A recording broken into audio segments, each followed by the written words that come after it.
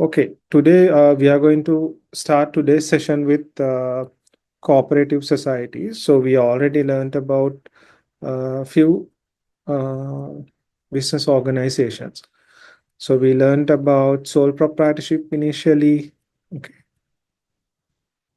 so we learned about sole proprietorship. Then we learned about the partnership.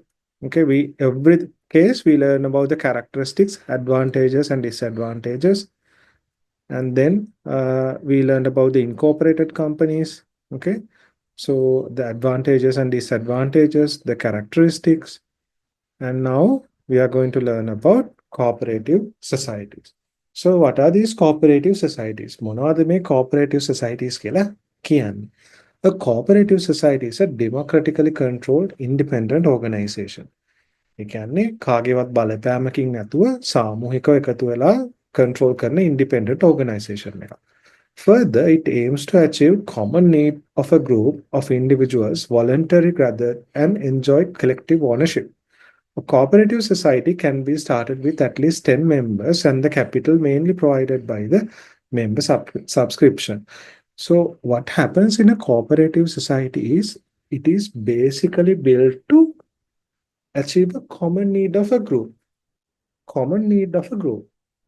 But individuals can individuals can voluntarily, like because they like it, they can come to this cooperative society and enjoy collective ownership.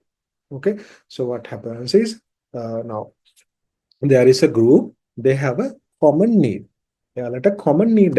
So when they have that common need, what happens is group of individuals, they voluntarily get together and they take a collective ownership to entertain this common need. එතකොට ඒ කට්ටියම එකතු වෙලා තමයි මේ common need එක වෙනුවෙන් වැඩ කරන්නේ. එතකොට මෙයාලට collective ownership එකකුත් තියෙනවා. right? Collective ownership එකක් කියන්නේ කට්ටියක සාමූහිකව තමයි මේකේ ownership එක තියෙන්නේ. Cooperative society can be started with at least 10 members. So we need at least about 10 members. And capital is put by the members. How? As a member subscription. So they have a member subscription every month or maybe annually, or sometimes there are lifetime memberships. There can be sometimes very rarely monthly memberships or quarterly memberships or biannual memberships or annual memberships or lifetime memberships. Membership in the sense subscription. Okay, monthly subscription or quarterly subscription or a biannual subscription or annual subscription or a lifetime one-time subscription. So they put that money as the capital and start the cooperative society. So the thing is there should be at least 10 members. The important thing is there should be at least 10 members for this cooperative societies. Okay. So in addition, cooperative societies are required to be registered under the Cooperative Societies Act number 5 of 1972. Now, this is something we need to remember. Okay.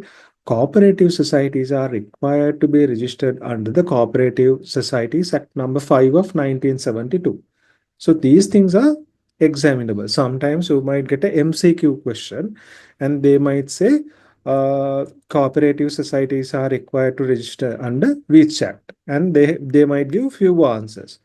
And one answer could be Cooperative Societies Act number 4 of 1972. So is it correct? No, it is not. The correct one is Cooperative Societies Act number 5 of 1972. So we need to remember what is the act number. Act number is 5 and year is 1972. Okay, act එකක් කියලා කියන්නේ it's let's say it's something like a legislation where they pass it, where they pass it to govern how to operate this situation or this organization. එතකොට දැන් අපි ගත්තොත් එimhe මේකට examples තියෙනවා ශ්‍රී Lanka multipurpose cooperative societies. Cooperative society, it was a coconut producers cooperative society, thrift and credit cooperative societies, SANASA. So those are cooperative societies. What they do is when group of people have a common need, they come together and they volunteer and they form a society. So they will work together. Then coconuts hadana කට්ටිය ඒ කට්ටිය එකතු වෙලා they form a coconut producers cooperative society. So they will do everything about how to breed coconuts, and if something like, let's say, uh, some insect problem comes, then they will act on that likewise, and how to sell those things. So they will work on them. Then characteristics of cooperative societies. මේවා තියෙන ලක්ෂණ මොනවද? Democratic control. A cooperative society is managed by board of directors elected by the members with decisions based made on majority consent. So what happens is there is democratic control. Okay, democratic control is now, what does it mean? So not ruling. It is not something like king is ruling the country. It is not something like that. People get together, the members get together, and members vote and they appoint a board of directors, and the board of directors appointed by the members only, majority members only have the control of the cooperative society. Then voluntary and open membership. Any individual can obtain membership and any member can withdraw from the member voluntarily. So they can, anyone can take the membership as well. If they want to leave, they can leave. They can withdraw voluntarily. Collective ownership of the members. Cooperative society and its assets are owned by its members. Collective ownership means not a single person is owning the society and its assets, but all the members. All the members are owning the society. Common expectation and needs. The main objective is to achieve the well-being of members and facilitate development society. So common objective, they have a common objective. Okay. Now I was talking about that coconut producers cooperative society. So they have a common objective on planting coconuts. Okay. Then multi-purpose cooperative societies, it's about purchasing and samupakara samiti කියන්නේ ඒවා. එතකොට thrift and credit cooperative society means they want to save and take money as loans. Okay. Then we are going to talk about the advantages. So we talked about the characteristics. Okay. We talked about the characteristics: democratically controlled, voluntary and open membership, collective ownership, and common expectation and needs. Okay. And now we are going to learn about the advantages. What are the advantages? Advantages of cooperative societies: democratically controlled. Board of directors can be elected and decisions will be taken based on the consent of the majority of the members. Okay, board of directors can be elected and decisions will be taken based on the majority consent of the members. So that is an advantage, democratically controlled. Not someone, a single individual is coming and saying, I am doing this and that as I want. No, that is not the case. තමන්ට ඕනේ විදියට නෙමෙයි වැඩේ කරන්නේ. මේක බොහොම යහපාලනයක් තමයි තියෙන්නේ, right? Then acting for the well-being of members. Okay, so it's acting for the well-being of the members lage යහපත වෙනුවෙන් තමයි වැඩ කරන්නේ, for the goodwill of the members. Since cooperative societies are established with common goals, it will carry out its operations emphasizing the social responsibility and equity to all. Okay. Then the government provide various incentives for conducting cooperative societies. What happens is government provide various incentives for conducting cooperative societies. Government will also come and help. Okay, because government want to enforce what is good among the people. They want to help people, and government will also provide some incentives. Okay, if they have some findings, they will come and reveal them to Coconut Producers Association. They might give coconut plants to plant, likewise, and sometimes maybe fertilizer, likewise. And shared economic benefits. So they have shared economic benefits. So if there is excess profit, that will be distributed among members. Okay. Now let's see what are the disadvantages. Now, if something is coming with advantages, there should be some disadvantages. Okay. Limited capital. As capital is raised only by the membership subscription, the amount that can be collected is limited.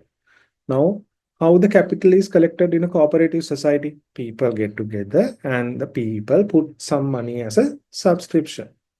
Okay. then it is limited to that subscription. Api incorporated companies gana kata kara. We talked about incorporated companies. What was good about it? If it is a public limited company, it can issue shares and raise capital. And incorporate companies have a legal personality. Okay, they are legal entities. Because of that, they can take loans. Likewise, they can pool money quickly and not comparatively quickly, and they can pool money like in a more better way, okay, compared to these cooperative societies and all, and should adhere only to the stipulated cooperative societies.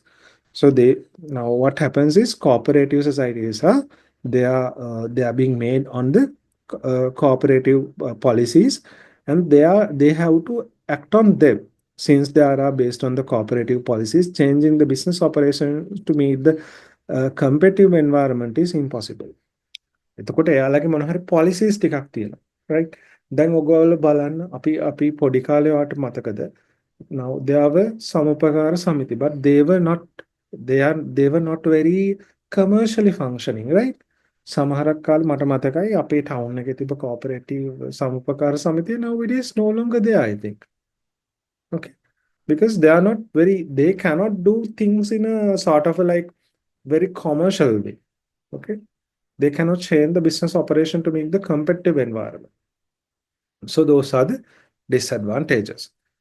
So we learned about what is cooperative society, what are the legal implications, and what are the act that is being required to register cooperative societies, and what are their characteristics and its advantages and disadvantages. So let's write down the note. I will read this out. A cooperative society is a democratically controlled independent organization. Okay, so let's write this as a paragraph. Okay, a cooperative society is a democratically controlled independent organization. Further, it aims to achieve common needs of a group of individuals voluntarily gathered and enjoy a collective ownership. And next paragraph, a cooperative society can be started with at least 10 members. So please draw a line below this, at least 10 members, and the capital is mainly provided by membership subscriptions. In addition, cooperative societies are required to register under the Cooperative Societies Act number 5 of 1972. So, and then you can put it as examples and write the examples. Okay, take a couple of minutes and write this.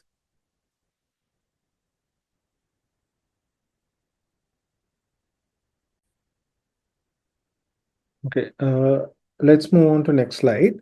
Put a subheading as characteristics of cooperative societies. The first point, democratically controlled. A cooperative society is managed by a board of directors elected by its members with decisions made based on the majority consent.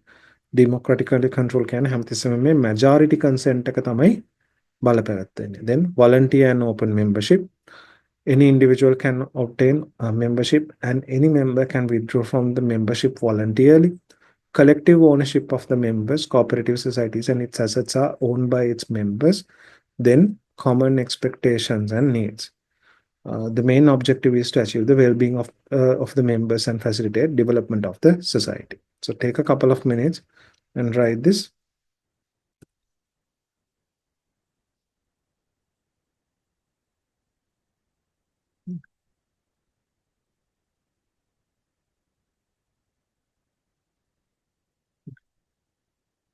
Take a couple of minutes and write this.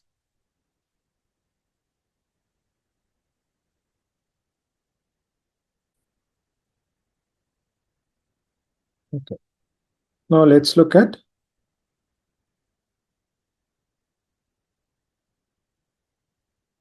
so we wrote the characteristics and then let's write the advantages and disadvantages. So advantages of the cooperative societies, democratically controlled. That means it's based on the majority consent, acting for the well-being of the members.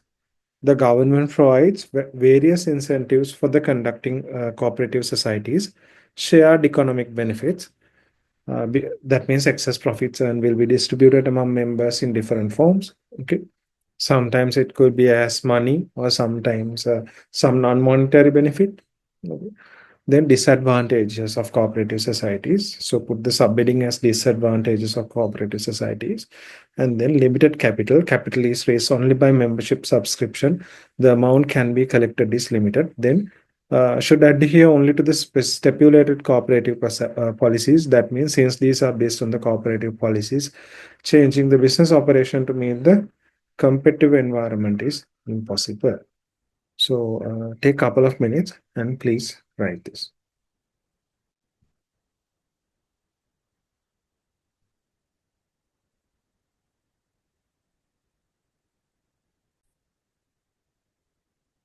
Okay, so we learned about cooperative societies and then let's learn about associations. Okay, so associations are organizations with objective of social well-being. So this is about basically this is about social well-being. And these associations are established specially in order to achieve the well-being of the members to accomplish a community service or a charitable activity. දැන් අපි cooperative society එකකුයි association එකකුයි ගත්තම ගොඩක් වෙලාවට cooperative societies වලදී අපි දැක්කා එතන තියෙන්න පුළුවන් අර coconut producers associations තියෙන්න පුළුවන්. එහෙම නැත්නම් cooperative societies තියෙන්න පුළුවන්. එතකොට thrift societies තියෙන්න පුළුවන්. ඒ වගේ දේවල් තියෙන්න පුළුවන්. එතකොට ඒ වගේ මේක act එකකින් තමයි ඒක govern වෙන්නේ. දැන් associations කියන එකට ආවම ඒක ගොඩක්ම focus වෙන්නේ මේ social well-being කියන එකට තමයි ඒක focus වෙන්නේ. ඒ වගේම it's about a community service and charitable activities. Okay, so it does not specifically speak of sort of act like thing. Okay, act like thing. For example, sports clubs, farmers associations, like a sports club. Okay, so we can write it down. Put the main put subheading as associations, and then let's write it. Associations are organizations with the objective of social well-being. These associations are established specially in order to achieve the well-being of the members to accomplish community service or charitable activities. Sports clubs, farmers association. ගොඩක් associations තියෙනවානේ. Buddhist association එකක් තියෙන්න පුළුවන්. Sports association එකක් තියෙන්න පුළුවන්. එතකොට අපි ගත්තොත් Christian association එකක් තියෙන්න පුළුවන්. Literary association එකක් තියෙන්න පුළුවන්. අපේ ස්කෝල වලත් තියෙන associations. Clubs කියලා කියන අපි සමහරක් වෙලාවට. Right? Okay. Take a couple of minutes and write this.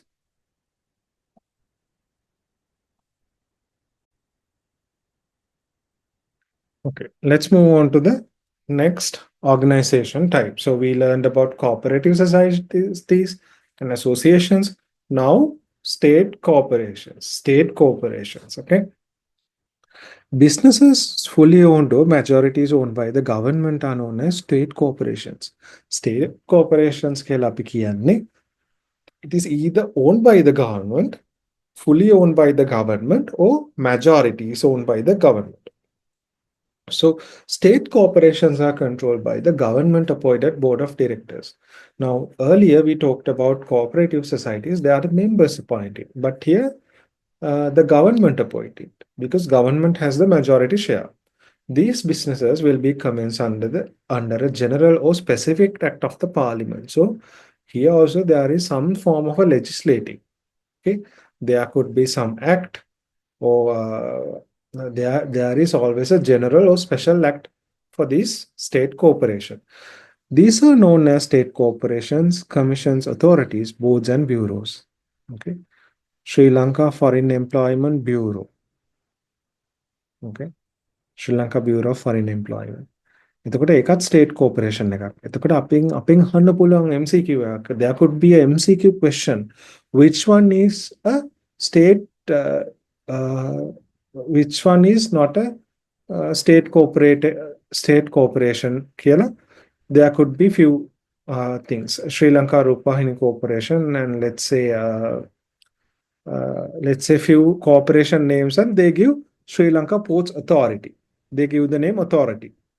Then we think because the corporation name is not there, because it is authority, it is not a state corporation. We might think like that. No, authorities are also state corporations. Okay, they might give Sri Lanka Rupahini Corporation, State Pharmaceutical Corporation of Sri Lanka, let's say State Healthcare Corporation of Sri Lanka, and Sri Lanka Ports Authority. There is no Healthcare Corporation of Sri Lanka. There is no such thing. Okay, so the incorrect answer is that, not Sri Lanka Ports Authority. Sri Lanka Bureau of Foreign Employment, Export Insurance Board. මට කියන්න ඕනේ ඒක අපි state corporation එකක් කිව්වම a commission, authority, board or bureau can be a state corporation. එතකොට අපිට MCQ එකක් වගේ දෙයක් දෙන්න පුළුවන් අපිව mislead කරන්න. Right? නැති corporation එකකට corporation කියලා නමක් දීලා ඉතර වෙලා ශ්‍රී ලංකා Ports Authority කියලා දෙනවා. එතකොට මේක අපිට අමතක වෙලා තිබ්බොත් මොකද වෙන්නේ?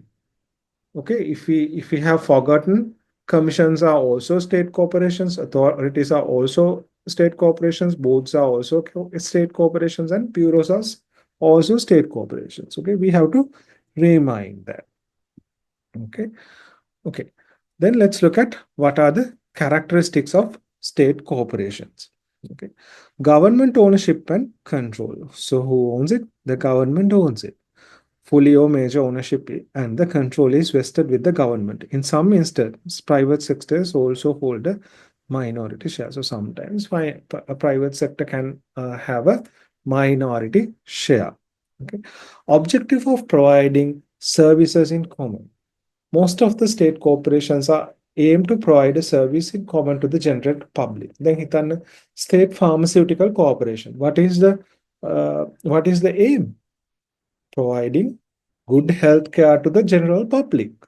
Okay, it's a common, and to the general public. Legal personality. In legal activities, a state corporation has a separate legal identity. So they have a separate legal identity. Can commence either under a special act or a general existing act. එතකොට හැමදෙස්සම මේක හැබැයි මේ state කෝපරේෂන්ස් වල ලෙජිස්ලේටිව් background එකක් තියෙනවා. ඒතකොට ඒ act එකක් යටතේ තමයි එන්නේ. ඇක්ට් එකක් යටතේ ආවම තියෙන වාසිය මොකක්ද? හිතුන දේවල් කරන්න බෑ. They cannot do whatever they think, but they have to sort of like depend on what is available, what is being stipulated in the act. Okay, then continued existence. Okay, continued existence. Since the state corporations are established under an act of parliament, they have continued existence. Okay, they have continued existence. Okay, then let's look at what are the advantages of state corporations. Okay. Appropriate for provision of essential services. State corporations are suitable to provide essential services which may not be provided by the private sector to general public. Now most of the time, if private sector is running something, that is mostly to earn profits. But here, that is not the case. Okay.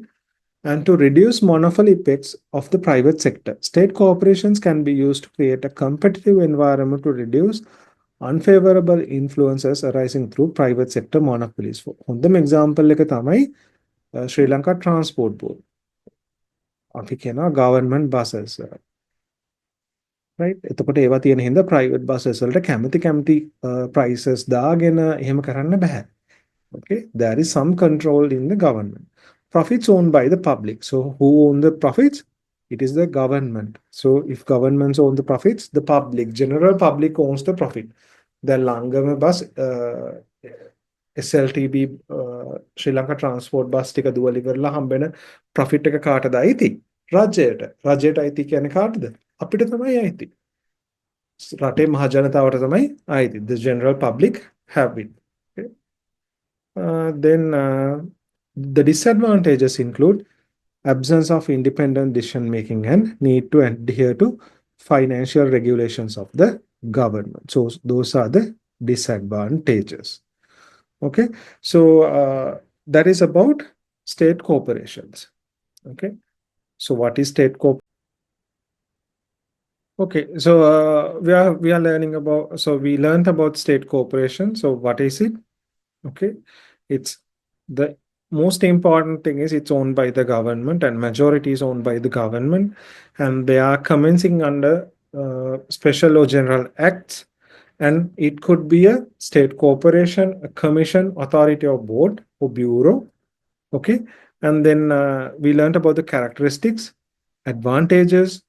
Okay, we learned about characteristics and then advantages and then disadvantages. Absence of independent decision making. මොකද government එක ගොඩක් වෙලාවට government bodies වල හැම independent ගන්න බෑ. government එකට රජයට හැමතිස්සෙම accountable වෙන්න ඕනේ. Okay, and need to adhere to financial regulations of the government. එතකොට government එකේ තියෙන financial regulations වලටත් මෙයා වෙන්න ඕනේ. මේක නිකන් කරන්න බෑ. Right? Okay, because it's public money. Okay, then let's write down the note. I will read this out so you can write it down. Put the subheading as state corporations. Businesses fully owned or the majority is owned by the government are known as state corporations. A state corporation is controlled by a government appointed board of directors. These businesses will be commenced under a new general or special act of the parliament. These are also known as commissions, authorities, boards, and bureaus. So once you're writing the note, please highlight these. Okay. And you have to remember that. So what are the examples? Examples include Sri Lanka Rupahini Corporation, Sri Lanka Ports Authority, Coconut Development Authority. So this is authority. Okay. This is not the corporation. This is authority. State Pharmaceutical Corporation, Sri Lanka Bureau of Foreign Employment, and Export Insurance Board. Okay, so take a couple of minutes and write them.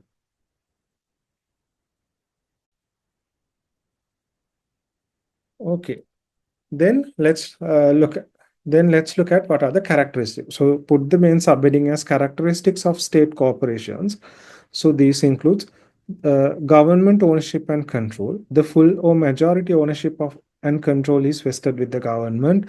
In some instances, private sector also hold a minority of shares. Objective of providing services in common. Okay, most of the state corporations are aimed at providing a service in common to the general public. අර අපි කලින් කතා වුණා වගේ state pharmaceutical corporation. So it's about public health.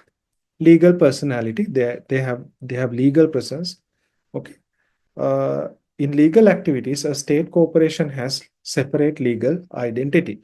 Can commence either under a special act or a general existing act. It can be a special act and formation, or it could be based on the existing දැනට පවතින act එකේ.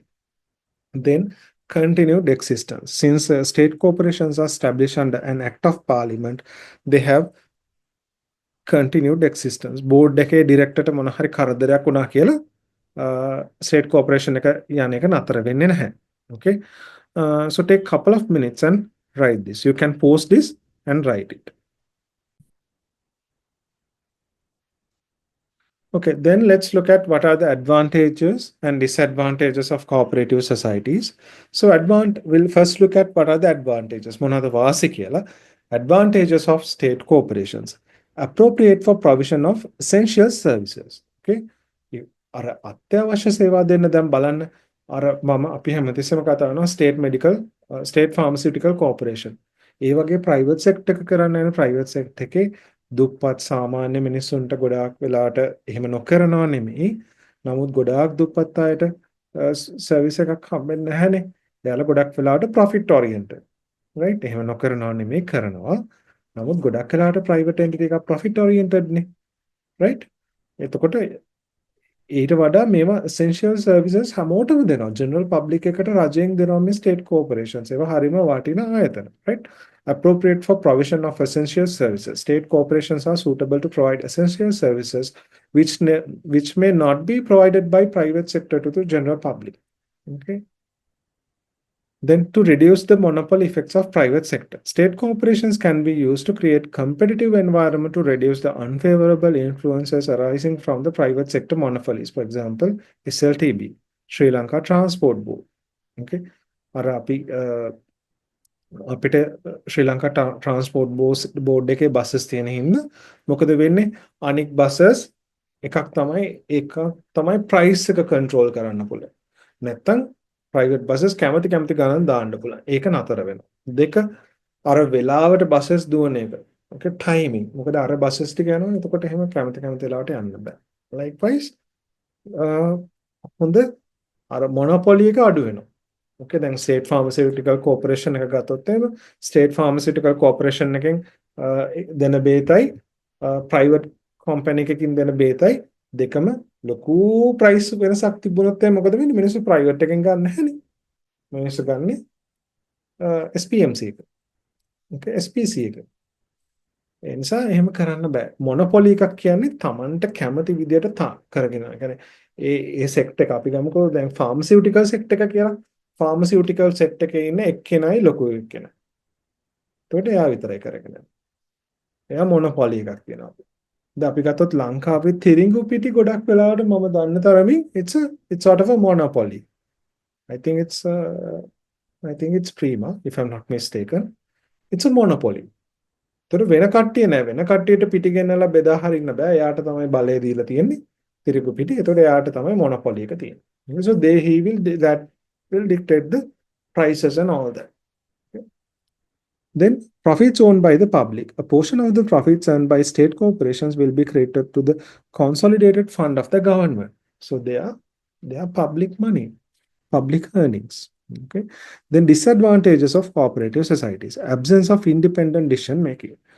Independent decision can be government accountable, right? And then they have to adhere to the financial regulations of the government. Government financial regulations api anugata venna oni. So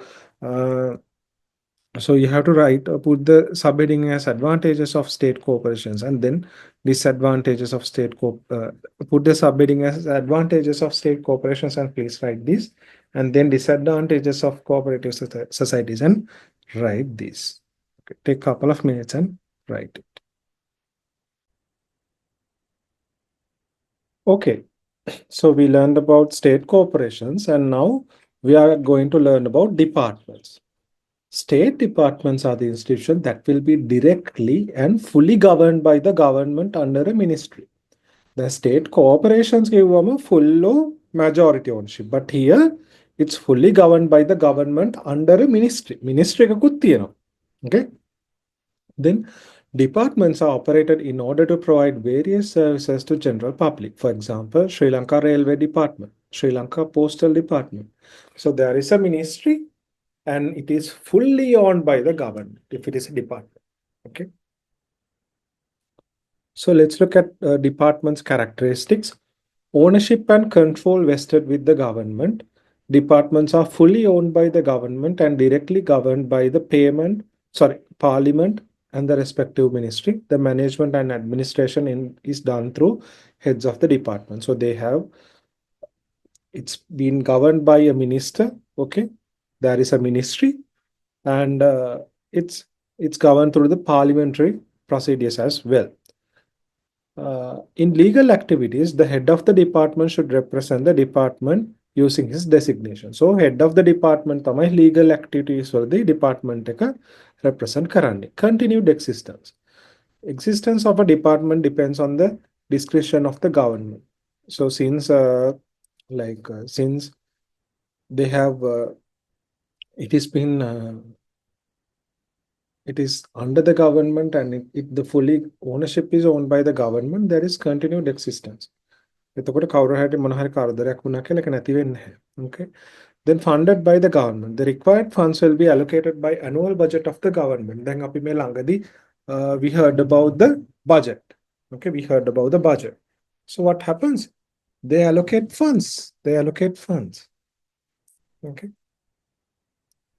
Then let's look at what are the advantages and disadvantages of state departments. And we'll first look at what are the advantages of state departments. The departments provide essential services to the public that will not be otherwise provided by private sector.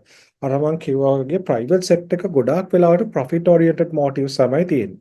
දැන් බලන්න ගොඩාක් වෙලාවට අපි බලුවොත් එහෙම trains වල එහෙම ඒකේ cost එක සාමාන්‍යයෙන් public transport system එකක් එක බලද්දි ටිකක් අඩුයි. So government might take a loss and provide it to the public. Okay. But private sector, will they do that? No, they don't want to absorb losses. Okay. So department will handle long-term development activities which require a large amount of funds. හැමතිස්සම කොච්චර private sector එක හිටියත් හරිද කොච්චර private sector එක හිටියත් හැමතිස්සම ලොකුම එක්කෙනා තමයි ලොකුවටම සල්ලි තියෙන එක්කෙනා තමයි government එක. In any country, no matter how much public private sector is there, at the end of the day, government has the largest funds. Now let's say they are developing a railway line. Okay, then how much of funds? Lot of funds, thousands and millions and billions of rupees. Okay, then large number of employees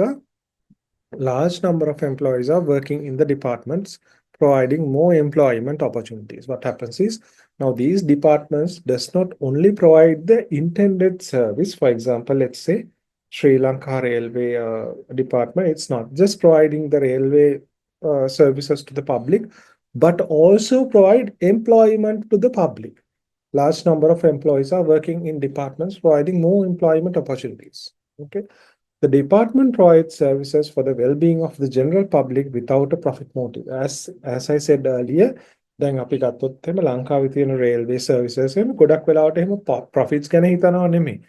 ජනතාව මහ ජනතාවගේ සුබසිද්ධිය ගැන තමයි හැමතිස්සෙම හිතන්නේ. ඉතින් එතකොට අර ටිකක් අඩුවට හරි ඒ services දෙනවා. But in some other countries, what happens is private sector is involved in that process. So they provide a better service at what? At a higher price. Okay, but in our country, we have a lot of poor community, so they have to be provided some services. So government is providing that services for the well-being of this general public without a profit motive. No profit motives involved. Okay, then disadvantages of state departments. The decisions making will be delayed due to the approval required from the parliament and respective ministry. The decision එක ගන්න කිව්වොත් ලේසිද? පාර්ලිමේන්ට් එකට දාලා approve අරගෙන ඊට පස්සේ cabinet එකට දාලා කැබිනට් එකෙන් අප්‍රූව් අරගෙන ඊට පස්සේ පාර්ලිමේන්ට් එකට දාලා ඊට පස්සේ ඇක්ට් එකට implications ඇවිල්ලා ඒ වගේ ලොකු process එකක්. So decision making will be delayed, and decision making is little bit of time consuming. The department have to conduct activities in accordance with the provisions in the government financial regulations, establish code and different circulars. So they have to be compliant. So in accordance with the provisions in the government financial regulations, it can a government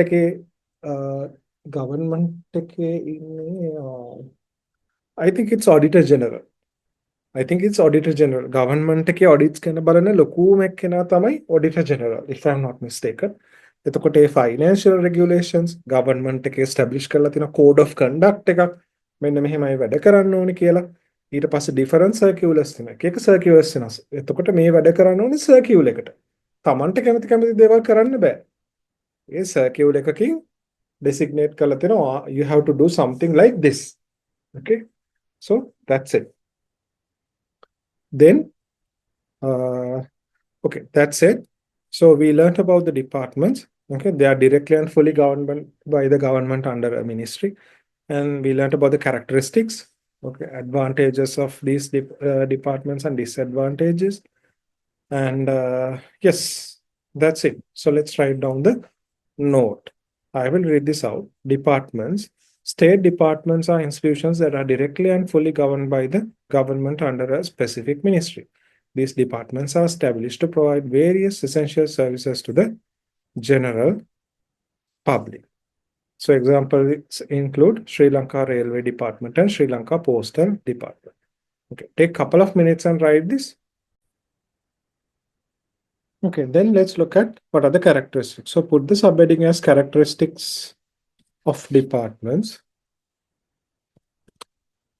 Ownership and control vested with the government. Departments are fully owned by the government and directly governed by the parliament and the respective ministry. The management and administration is done through the heads of the department. In legal activities, the heads of the department should represent the department using his designation. Continued existence. The existence of department depends on the discretion of the government, funded by the government. The required funds will be allocated by the annual budget of the government. Okay, take a couple of minutes and write this.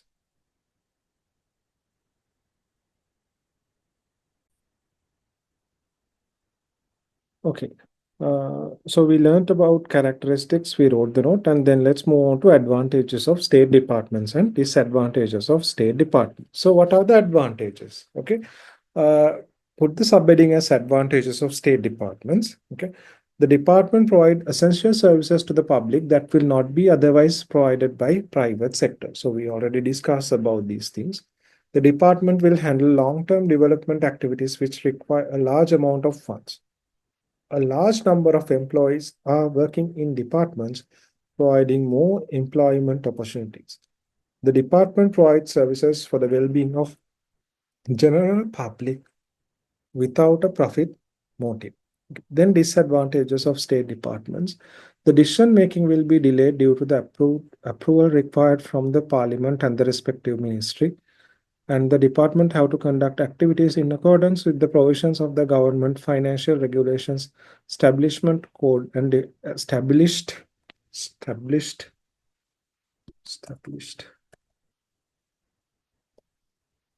codes, code, and different circulars. Okay, take couple of minutes and write this. Okay, let's move on to the next slide. Selecting a business organization based on the objective. Okay, now we learned about different business organizations. We learned about sole proprietorship, partnership, incorporated companies, then cooperative societies, associations, then departments, and state cooperation. So we learned about those things. And now we are going to look at selecting a business organization based on the objective. කොහොමද business organization එකක් තමන්ගේ objective එක අනුව තෝරගන්න කියන එක තමයි අපි දැන් බලන්න හදන්නේ. Okay. There are two main objectives affecting the choice of the business organization. So there are mainly two objectives. Is it profit oriented? Do I want to make a profit doing this business? Okay. If that is the case, then I should go for sole proprietorship, partnership, incorporated company, or a state company. Or else, do I want to give some social welfare? Okay, do I want to provide some social welfare? Then I will have to go for associations, clubs, cooperative societies, or state departments. Okay, when I say I, it could be either individual. Okay, I could be an individual or it could be an institution. It could be a private institution or it could be a government institution. Okay. Okay. Selecting a business organization based on objective. There are two main objectives that influence the choice of a business organization. First one, profit objective. Most business owners aim to earn a profit through their activities. The maximization of profits is a primary goal for these entrepreneurs. Sole proprietorships, partnerships, incorporated companies, and state companies are generally established with the intent to generate profits. Okay. Then the second objective being social welfare objectives. Some business organizations operate with the aim of fulfilling human needs and wants while prioritizing social well-being. Okay. These organizations have objectives such as enhancing the welfare of the members and providing relief services to those affected by the disasters and unrest. They can operate in both the private and public sectors. Okay. Take a couple of minutes and write this. So write the example as well.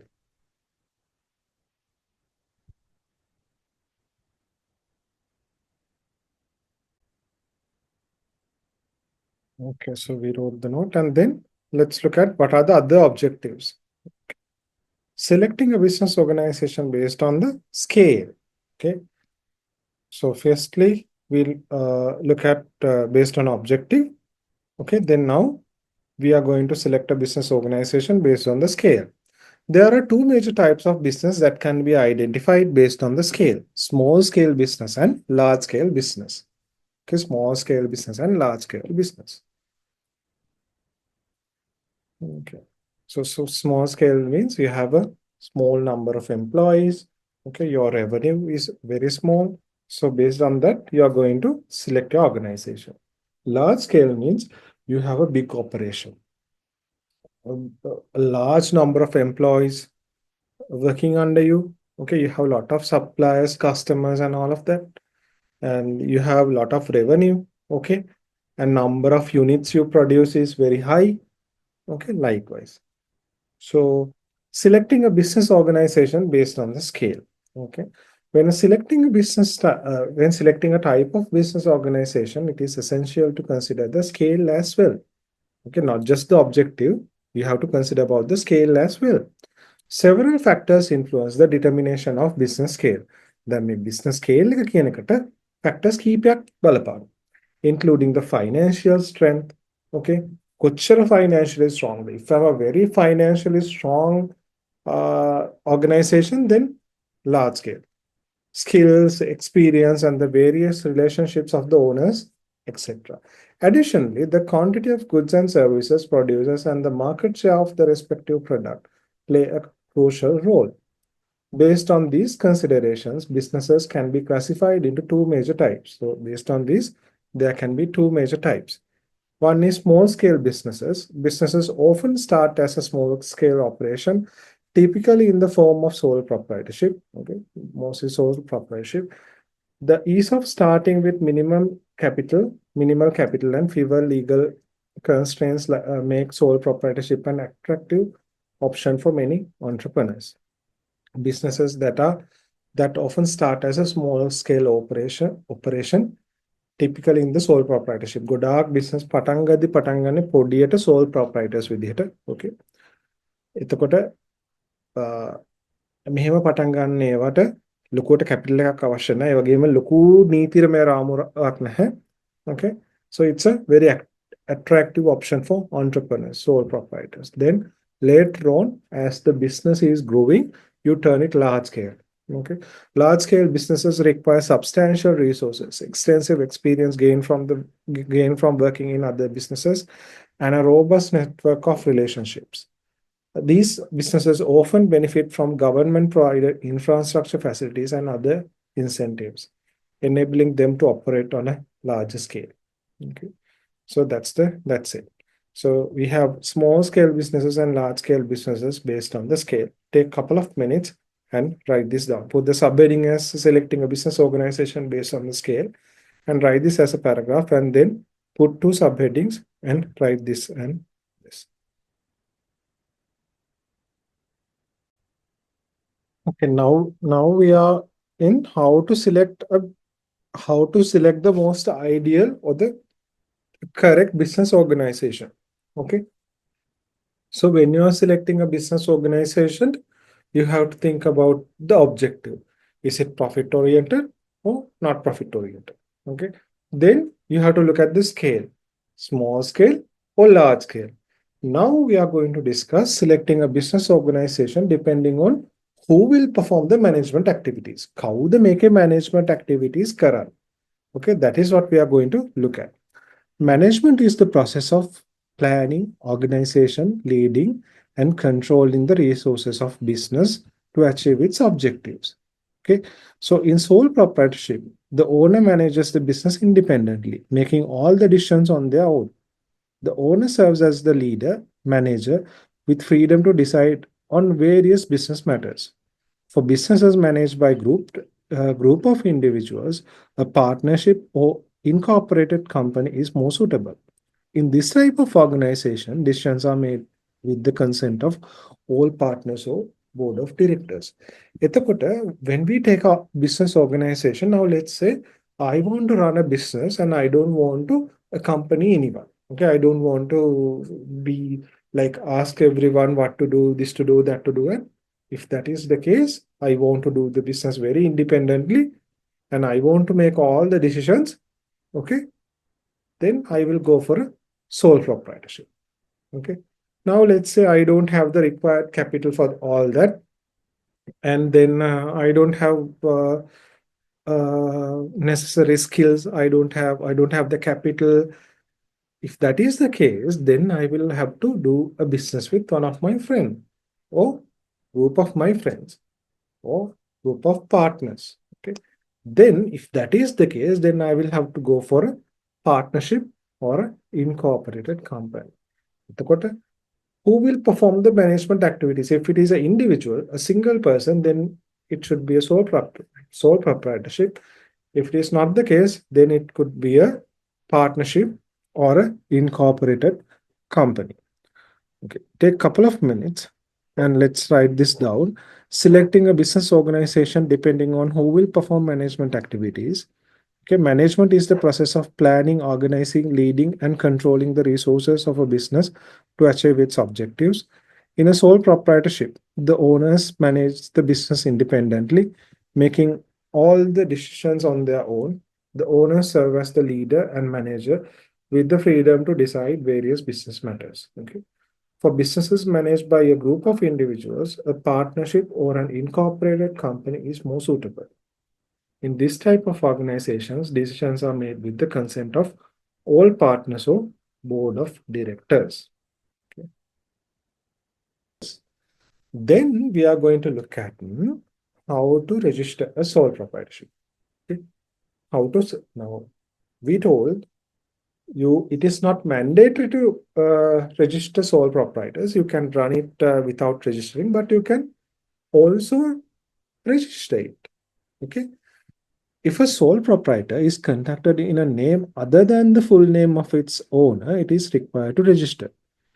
Now, let's say there is someone called Gayan Pereira and he is running a shop named Gayan Stores. Now, let's say there is someone called Gayal Pereira and he is running a shop named Gayal Stores. Gayal Stores. Now, there, Gayal Stores has to be registered.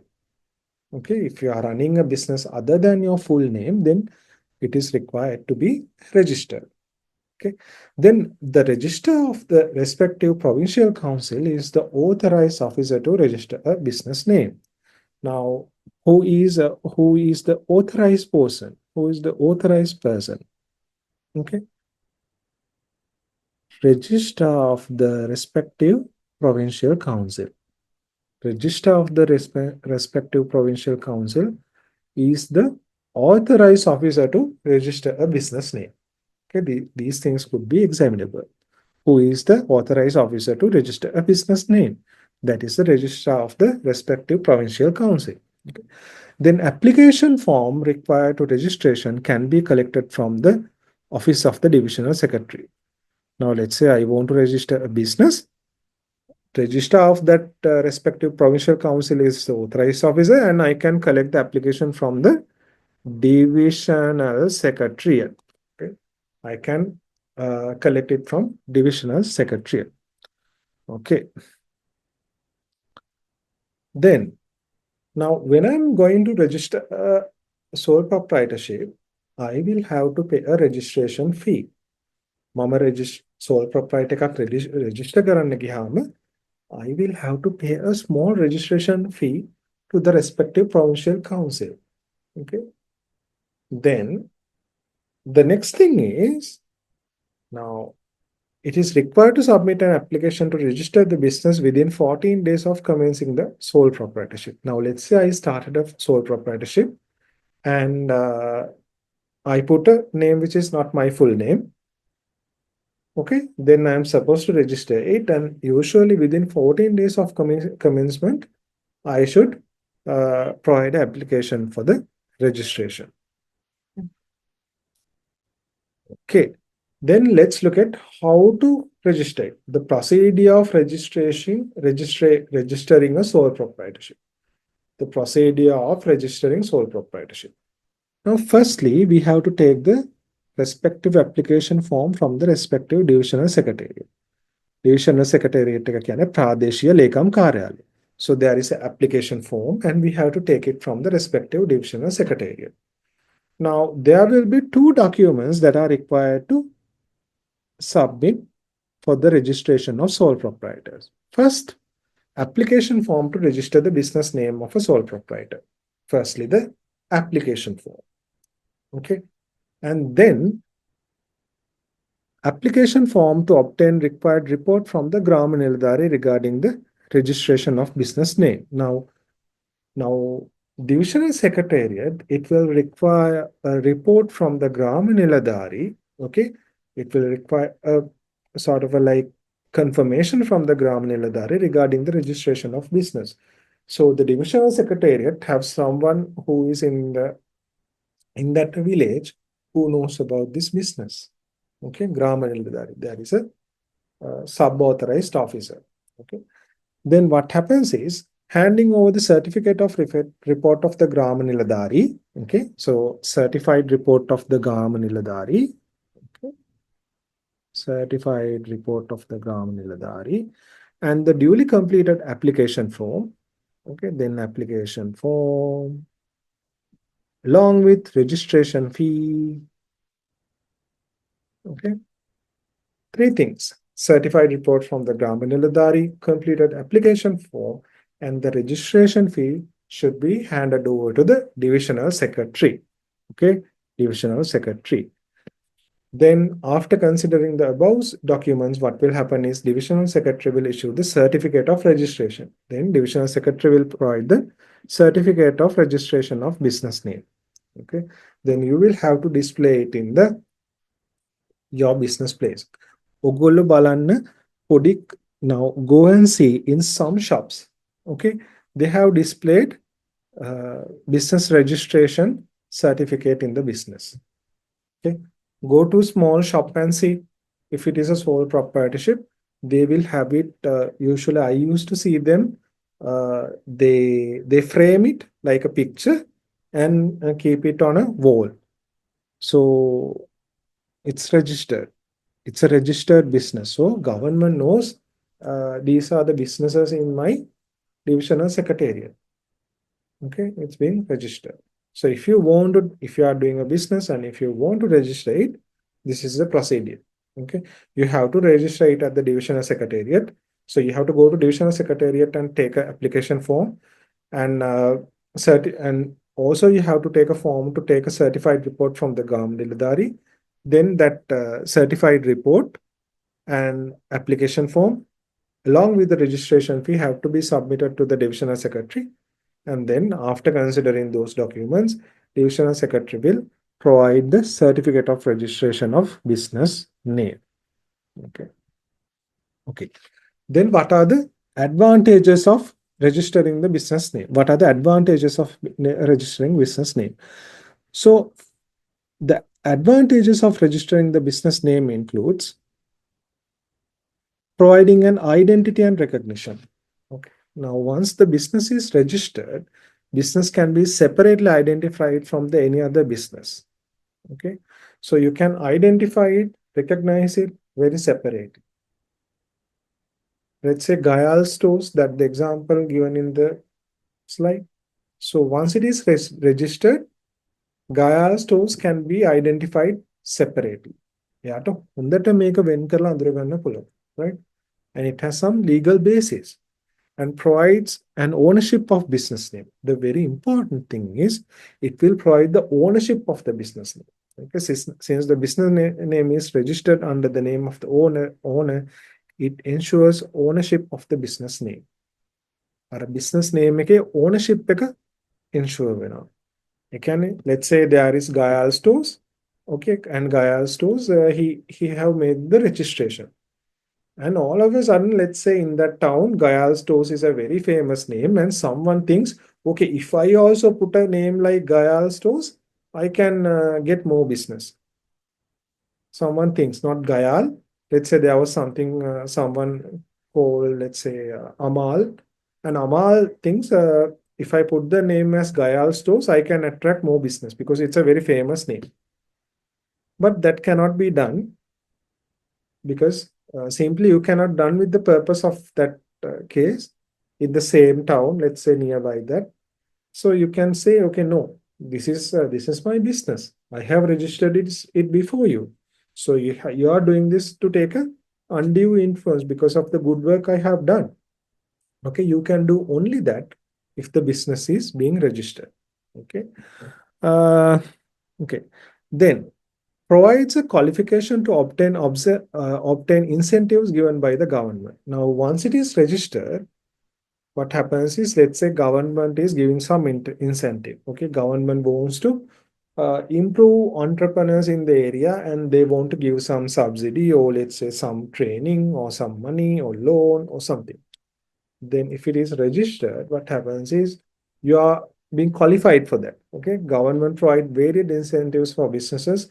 The registered businesses will be given the priority when giving such facilities because they are being registered. So they have a proper business, they are registered, they have a proper mechanism. Something which is not registered, because the divisional secretariat know, okay, these are the businesses in my area. Okay, and then easy to obtain loan. So when it is registered, there is high trust on the business that have registered the business name.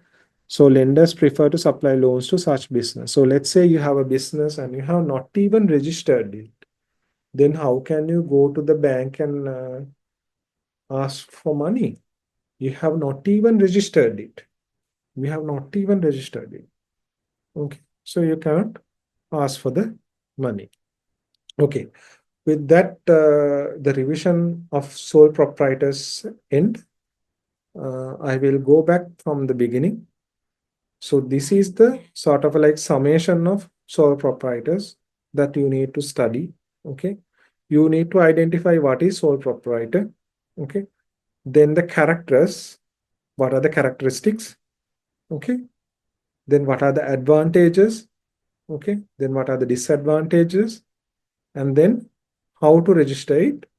Okay, what are the important factors, important things with respect to registering that?